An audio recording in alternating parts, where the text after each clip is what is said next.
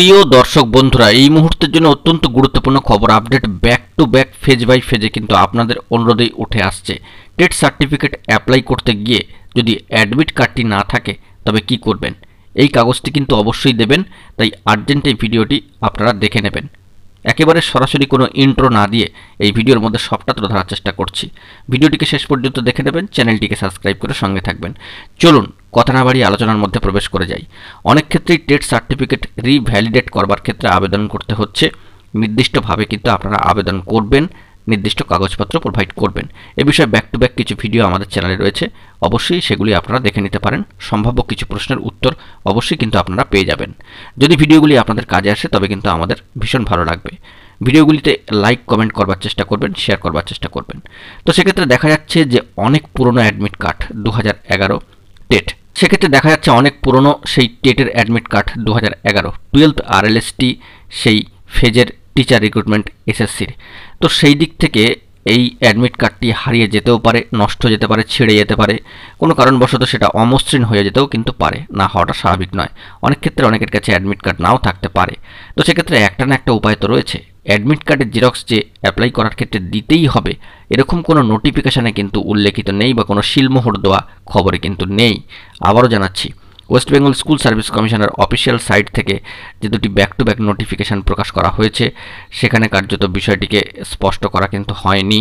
তো এই বিষয়টি কী কী ডকুমেন্টেশন করতে হবে সেই বিষয়ের উপরে। তো অ্যাডমিট কার্ড যদি না থেকে থাকে তবে তো কিছু প্রসিডিওর রয়েছে, আপনারা কিন্তু এই প্রসিডিওরটি ফলো করতে পারেন। তো যদি অ্যাডমিট কার্ডটি না থেকে থাকে এবং আপনি তৎকালীন সময় সচেতন হয়ে থাকেন তবে সেই সময়কালীন যদি আপনি আপনার জুরিসডিকশনের পিএসে গিয়ে এই রিলেটেড কোনো অ্যাপ্লিকেশন করে কোনো জিডি কপি পেয়ে থাকেন, সেই জিডি কপি কিন্তু সেলফ অ্যাটেস্টেড করে আপনারা অবশ্যই, অর্থাৎ সেই জেরক্স কপি কিন্তু আপনারা জিডি কপির জমা করতে পারেন।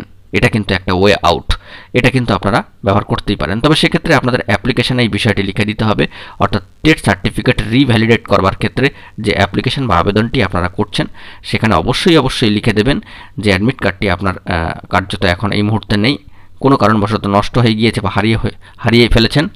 তো সেই কারণ দর্শিয়ে আপনি কিন্তু জিডি কপি সাবমিট করছেন, প্রত্যয়িত জেরক্স সেলফ অ্যাটেস্টেড সহ, সেটা কিন্তু অবশ্যই অ্যাপ্লিকেশনে উল্লেখ করে দেবেন। কার্যত আশা করছি এই বিষয়টি করলে সমস্যার সমাধান হলেও হতে পারে। এমনটাই হবে এমনটা কিন্তু জানাচ্ছি না, বা কোনোভাবেই কিন্তু শিলমোহর আমরা দিতে পারছি না। তো বর্তমানে যদি মনে হয় যে আপনি সচেতন এবং আপনার অ্যাডমিট কার্ডটি হারিয়ে গিয়েছে, এখন মনে হলো আপনাকে জিডি করতে হবে, তো আপনার সেই রিজিয়নের যে আপনার যে জুরিসডিকশন সেখানের পিএসে গিয়ে যদি আপনি এই সংক্রান্ত কোনো লেটার লিখে কিংবা কোনো অ্যাপ্লিকেশান জানিয়ে যদি আপনার আবেদনটি করেন এবং সেটি গৃহীত হয় তবে সেই জিডি কপি নিয়েও বর্তমানে আপনি আবেদন করতে পারেন। তো সম্পূর্ণতই সে আপনার জুরিসডিকশনে যে পিএস আছে সেখানকার বিষয় যে এখন বর্তমানে সেটি গৃহীত হবে কি না। তো এক্ষেত্রে তো নির্দিষ্ট কোনো কাট অফ ডেট থাকে না যে অ্যাডমিট কার্ড হারিয়ে গেলে এই সময়ের মধ্যে আবেদন করতে হবে। তো যাই হোক, আপনারা যদি অ্যাডমিট কার্ডটি হারিয়ে গিয়ে ফেলেন বা হারিয়ে থাকে তবে কিন্তু এই প্রসিডিওরটি রয়েছে, এটাকে মাথায় রাখতে হবে। বন্ধুরা, সব ক্ষেত্রেই জানিয়ে রাখি এটা কিন্তু একেবারে আনঅফিসিয়াল একটি খবর আপডেট। স্কুল সার্ভিস কমিশনের তরফ থেকে নোটিফিকেশান করে কিছু কিন্তু এই বিষয়ে জানানো হয়নি, আবারও জানিয়ে রাখছি।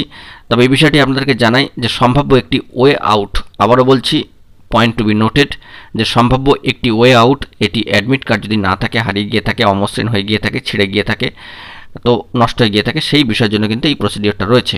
আপনি জিডি কপি অবশ্যই এই কাগজটি কিন্তু দিতে পারেন, অবশ্যই তার প্রত্যয়িত জেরক্স বা ফটোকপি কিন্তু জমা করতে পারেন, এই বিষয়ে কোনো বাধানিষেধ নেই। তবে অ্যাপ্লিকেশন করবার সময় সেই বিষয়টিকে উল্লেখ করে দিলেই হবে।